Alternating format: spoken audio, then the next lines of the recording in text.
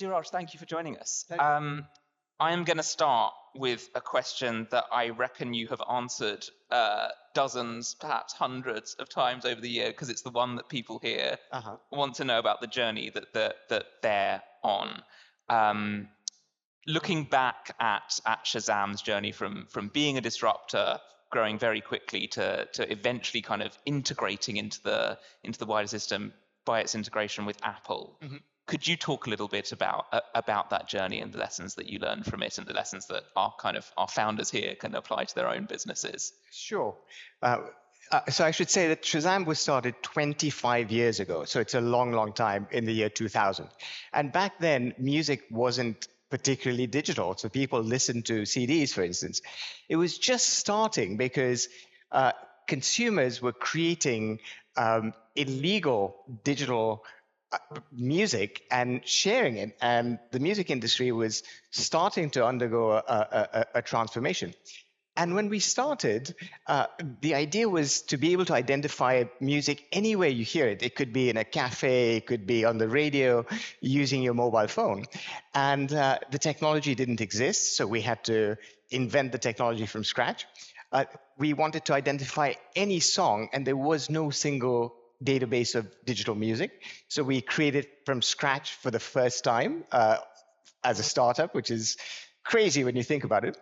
And we had to build a whole engine to be able to receive phone calls, match it against the song, send a text message with the name of the song and the artist. This was in the early days. This is way before smartphones, way before the App Store, etc. And then what happened over time was that we had lots of struggles, lots of ups and downs. We didn't have a business model which could keep us alive. But to cut a long story short, as the service became more popular, as the users grew, something strange began to happen. And that was the early adopters, the pioneers in the music industry, realized that Shazam had some really valuable data.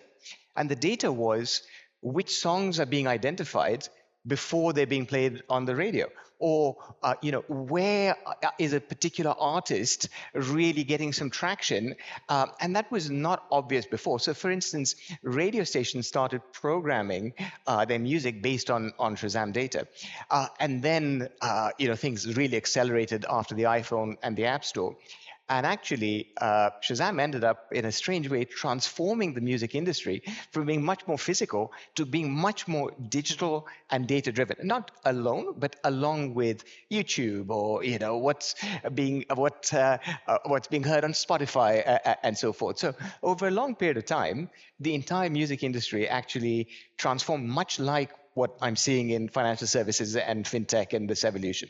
And I guess one of the lessons from that is you probably would not have thought of Shazam, of the data aspect of Shazam, as being its kind of big accelerator when you first started out, and yet that's what ended up driving its kind of disruptive potential, right? That's exactly right. Yeah. And it was always intended to be a utility, something to help consumers find out the name of the song and the artist, and scratch that itch, which was the discovery, and be able to start the musical journey.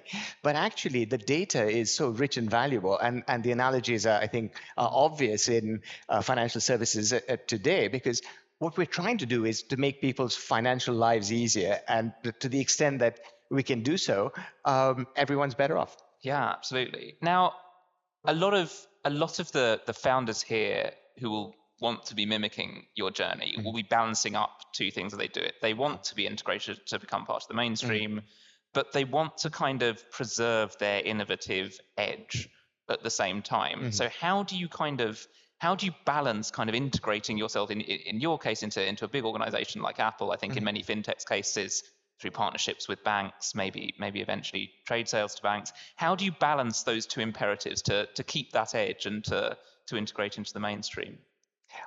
I think it's about having empathy and understanding where the other side is coming from. So if you're a big bank, you have a large risk department, you've got a reputation to protect, you've got regulators who are keeping an eye on you. You can't afford to take silly risks. And I think Palmer mentioned it earlier. It's like a goalkeeper. You don't want to take chances. Now, if you're a startup, it's exactly the opposite. So you want to innovate, you want to have new ideas, you want to shake things up, you want to disrupt. And I think for larger organizations, it's understanding that one can't live by the old rules. One has to be open to change. One has to, try to embrace new ideas in a managed way.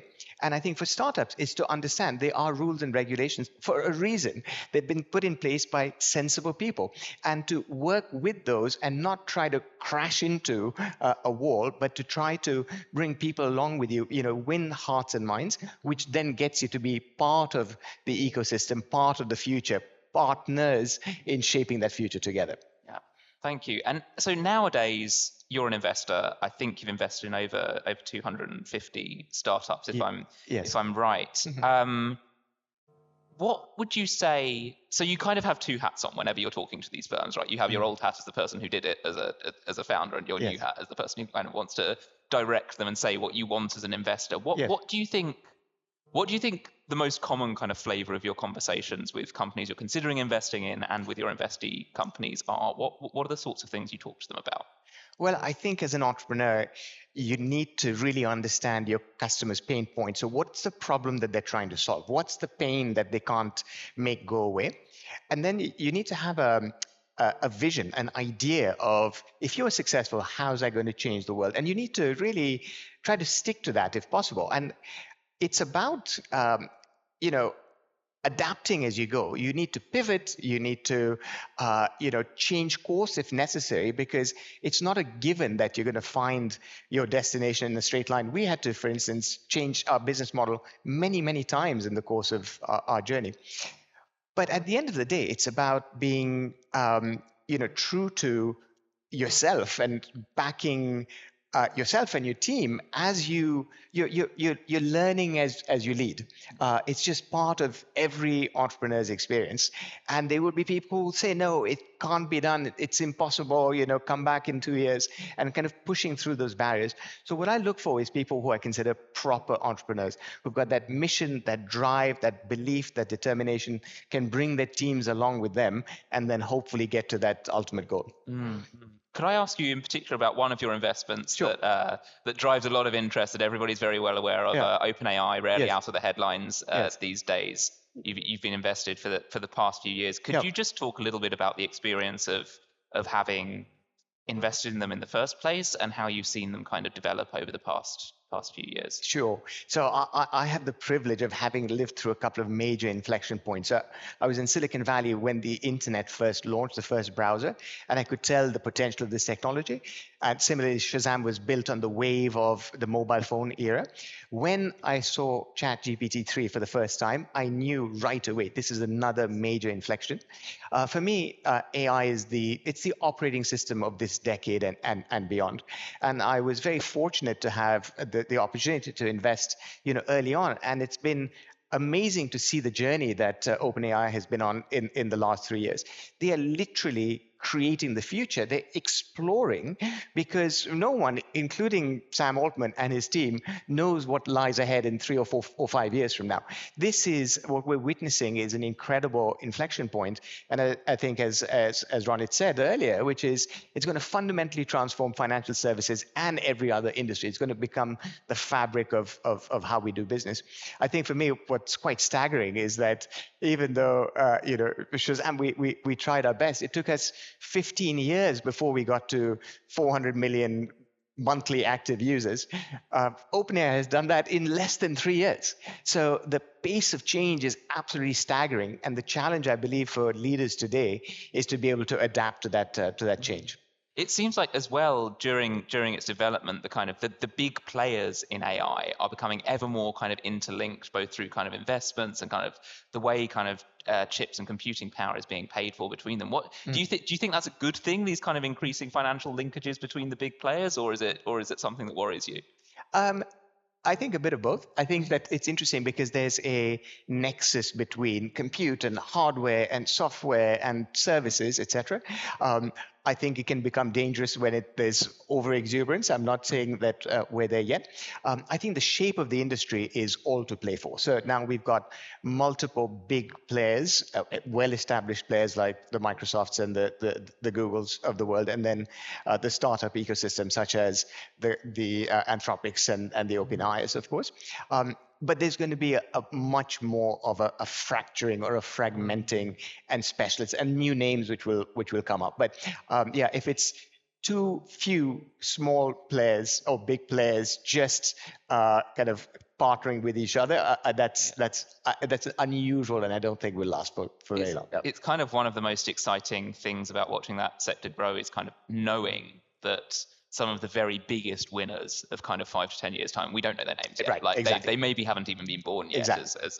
as you got with the dot-com boom as well. Correct. Can I ask specifically about fintech now? What do you see kind of? We've talked a bit about AI on previous panels. We talked about kind of digital IDs. Kind of we've brought up the kind of broad swathe of all of the new technologies across the course of the past 2 days. How do you? Which ones do you see most shaping the kind of next phase for fintech, and how do you see them shaping them?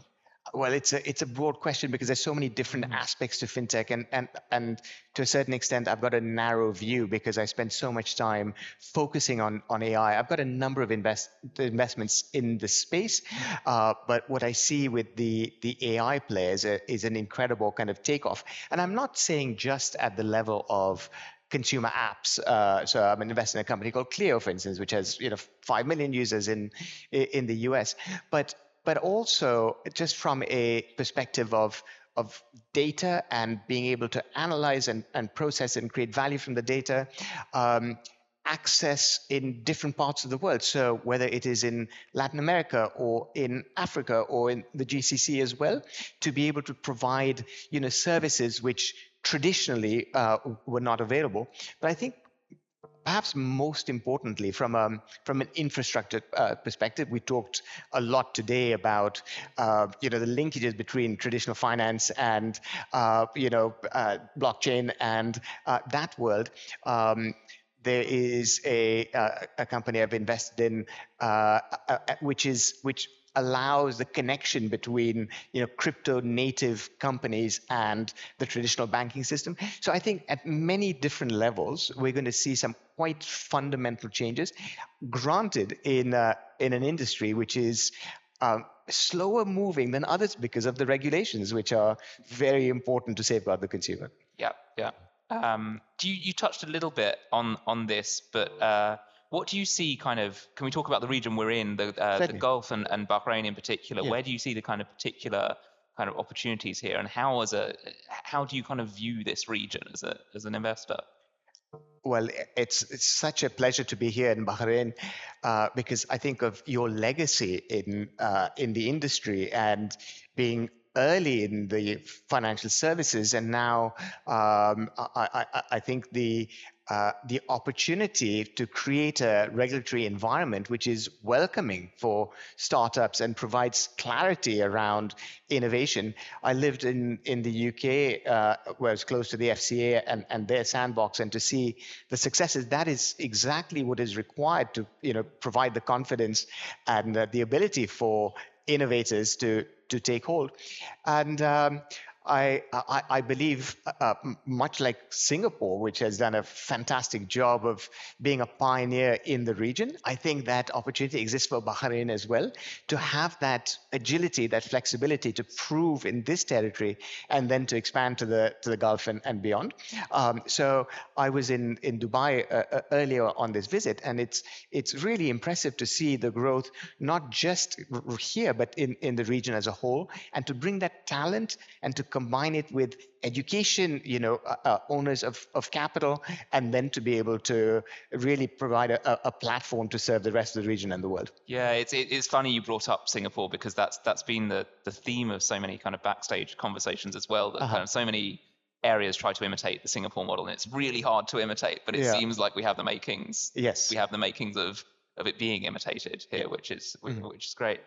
I asked our earlier panelists what technology they thought was going to define the next decade. I'd like to put a similar but slightly different question Yes. to you, which is, if you had to, sitting with your investor's hat on, you have to place one bet on, is it a technology, is it a business model, is it a subsector, is it a kind of a mindset that you're looking for that's going to define the next decade of fintech? What would you say it is? Ooh, I like that question. I like the mindset aspect to it, because I'm not technical by background. So I have an MBA, and I've worked in Silicon Valley early in my career. And so I've worked in technology for the last 25 or 30 years, and technology evolves all the time. I think the mindset which one needs is, I call it fluid. And what I mean by fluid is being able to adapt to the pace of change. And as we discussed earlier, it's changing so much more quickly than before. And fluid is an acronym. I think of it as having foresight. So being able to look ahead to, what's coming down the pike. And that's why panels like the last one are so useful to think about, post-quantum cryptography, for instance. And then L is about leadership. And so my grandfather was the admiral of the Indian Navy, and he used to lead from in front. It was that's how you commanded your troops. Whereas now, I believe the leadership model is much more like exploring. So you have small units which go out and then report back. And as a leader, you process that. You try not to get in the way of your scouts. U is for just uncovering weak signals. And this is why, as somebody with a music background speaking at a fintech conference, what am I doing here? Because there's lessons learned from other industries which can be copied and imitated and built upon. And I think it's getting out of your narrow domain and allowing those kind of inspirations and serendipity. I is for installing experimentation. And startups experiment all the time. You don't even call it an experiment. You just say you build, and then you see what happens. And if it doesn't work, you change. For bigger companies, that can still be scary. And that's why the concept of sandbox is really powerful, to have sort of guardrails within even big companies to be allowed to iterate and try new things. And then D is for design for uncertainty. And what that means is not to try to come up with a 5-year or 10-year plan, because it never works. I can tell you for sure, as somebody who's been there, you can never achieve what you set out in a 5-year plan. But if you acknowledge the fact that technology will change, regulation will change, there'll be upstarts, there'll be new territories where there are exciting, prospects, and you build that in software development. There's a great technique called Agile, which didn't exist when we started Shazam. Shazam was all about a waterfall method of software development. It works really well in business as well. You set your plans for a month at a time, you calibrate, and then you go again. I listened to a podcast with Sam Altman, CEO of OpenAI, which was hilarious. 10 times within the hour, he said, "I don't know." And the interviewer said, if you don't know, then who does? And that's what we need to do, I believe, as leaders, and acknowledge the fact that we don't have all the answers, but to be more fluid so that we can figure it out and stay ahead of the game and keep facing the future. Yeah, and in fact, it's one of the answers that as an interviewer you respect the most if somebody actually says it. Interesting. Dhiraj, thank you so much for sharing your thoughts with us. It's been an absolute pleasure. Thank you, everyone.